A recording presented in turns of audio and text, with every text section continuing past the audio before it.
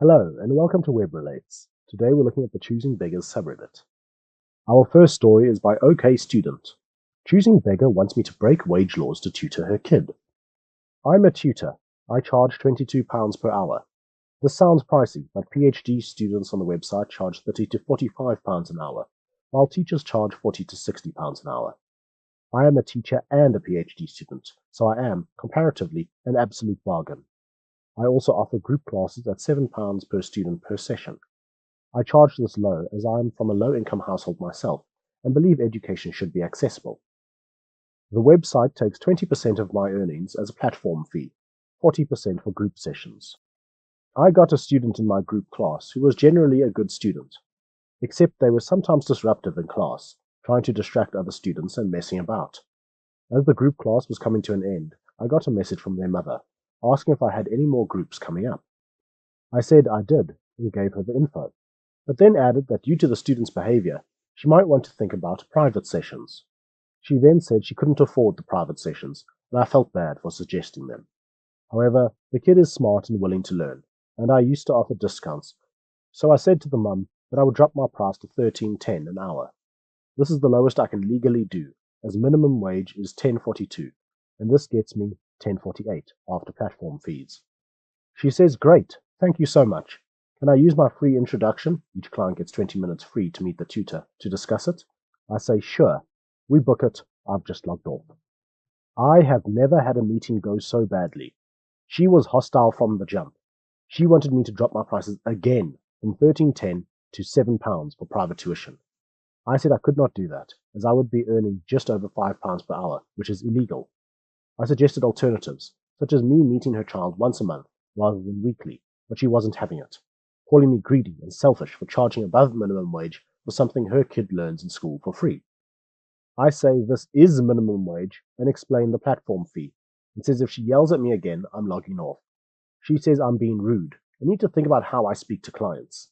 I take a deep breath and say that I want to help her kid, so she can either take the £13 and say thank you, or she can find another tutor, but I will not tolerate abuse. She then called me the C word and told me to go F myself.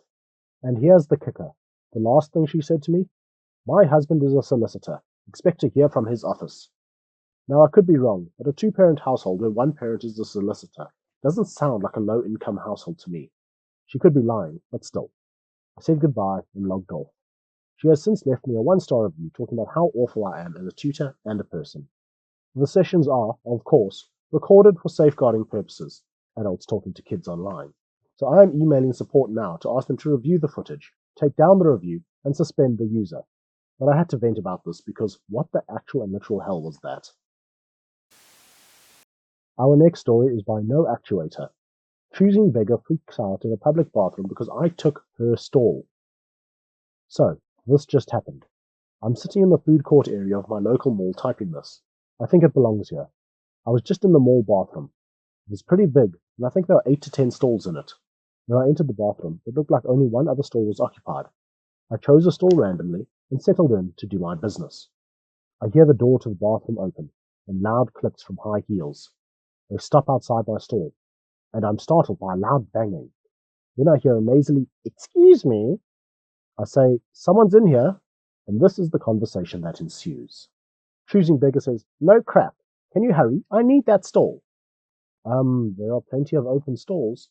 "Do you think I'm blind? I want this one. Now hurry. I have somewhere to be." Me, I'm honestly a little stumped, so I stutter a bit. "I'll be out when I'm done. If you're in a hurry, use one of the many empty stalls." "Listen here, B. I don't like your attitude. This is my stall. I use it every time I'm here. Now move it." Here she actually shakes the stall, and now I'm pissed. "You need to back up. You can't own a stall in a public bathroom. Now leave me alone." Choosing Beggar starts kicking and shaking the door at the same time. I loudly sigh and decide to just ignore her. I also decide I'm going to purposely sit in the stall longer, even though I'm done with my business. This psycho continues to hurl insults, kick and shake the door for a solid 5 minutes. Finally she screams, "F you, B, eat crap and die." I actually laughed out loud at that one, and she loudly click-clacks out the bathroom door. Some people are just straight-up psychopaths. Who thinks they actually own a specific stall in a mall bathroom? Monstera Deliciosa brings up a good point. It's where she keeps her drug kit, likely in the trash disposal bin in a Ziploc bag. Our next story is by Craps Me. Wonderful lady in my community puts on a Christmas lunch for the town and gets taken advantage of. I moved to the town in which I live, Western Australia, at the beginning of this year, and it's a really lovely little place to live, but I'm so disappointed right now. This lovely lady in my community decided to set up and host a Christmas lunch for those who are doing it tough or are alone on Christmas Day.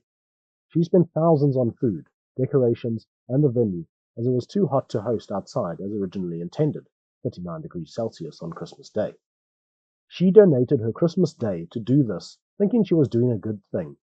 She then opened it up for anyone to come, not just the poor or lonely. All they had to do was RSVP with her. I donated some plates and platters, so her and I have been speaking.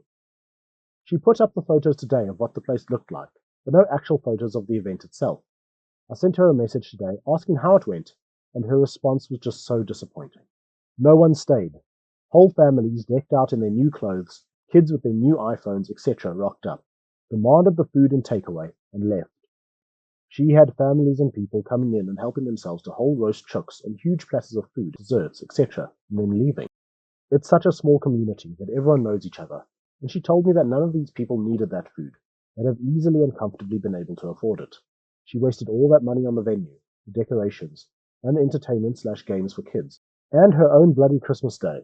She even had a man yelling at her because she didn't provide presents as well for his kids. He hadn't even registered. So all the setup, planning, preparation, and money spent for a community Christmas lunch, all for people to rock up, take the food, and demand more before leaving. She's a good person, but I'm really hoping next year she doesn't do it again. That one's really awful. If it really is such a small community, I hope that they get named and shamed. Our next story is by The Who, GG. Two of my friends are choosing beggars. I actually know two of these people. Choosing Beggar 1, whose initials are actually CB. She needed a TV because they burned down their house. I mean, it's a $6 million property, but it's all her mum's, and she claims mum didn't give her any of the insurance money. Okay, I had a 42-inch plasma that I've used for a decade. I finally splashed out on a 75-inch, so come and pick it up for free. I sent her pics, serial numbers, specs, so she's happy it meets her needs. She rings. I can't get there for some reason, in my brand new car. Can you deliver it? I'm not going 90 minutes out of my way, but the next time I'm driving south, I'll drop it off. She lives a block from the main south road. About a week later, I deliver it. Her nephew and I unload it. That night I get a call.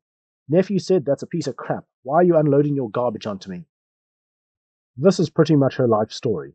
She managed to get cops called for grand theft auto because she didn't think she needed to return a rental car handed to her during an insurance claim.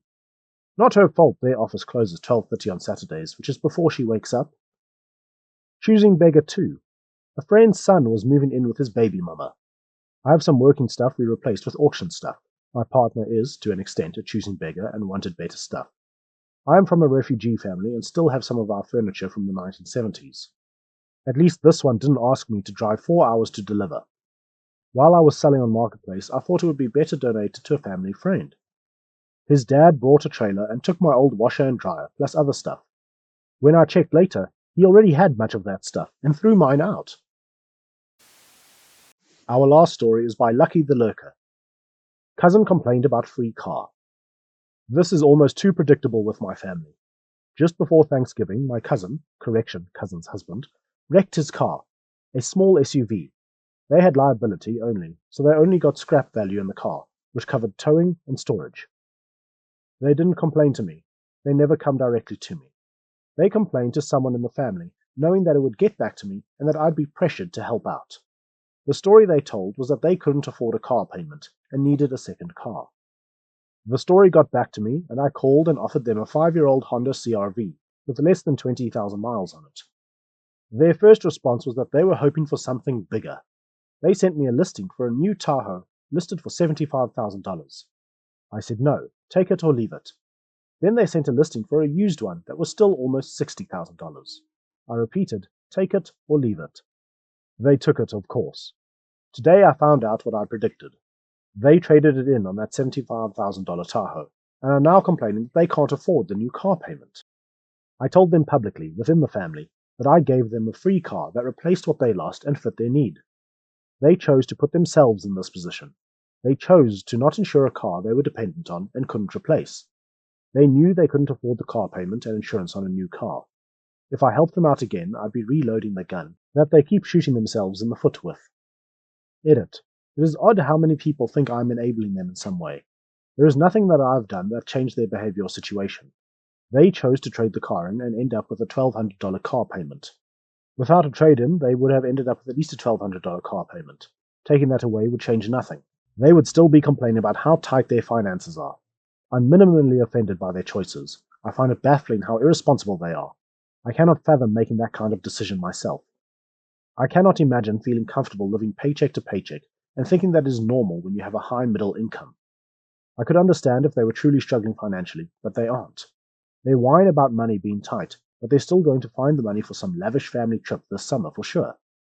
I know I'm being judgmental, but limited in how vocal I can be about my judgment. I feel that I have a right to complain because of the investments I make in their family. As for their kids' private school, if I don't pay, they won't go. My cousin and his wife are impulsive and irresponsible. There is no way they will make the conscious decision to choose a private school education over anything that gives instant gratification. They won't stop spending irresponsibly so they can afford to give their kids the best education possible. So, if I stop paying, it only hurts the kids. I won't take that away and punish the children for their parents' mistakes. I value education and know that the investment I make in them is invaluable to their future. Okay, everyone, that's it for today. Thank you very much for watching. If you enjoyed the content, please like and subscribe to the channel. Then I will see you in the next video. Cheers.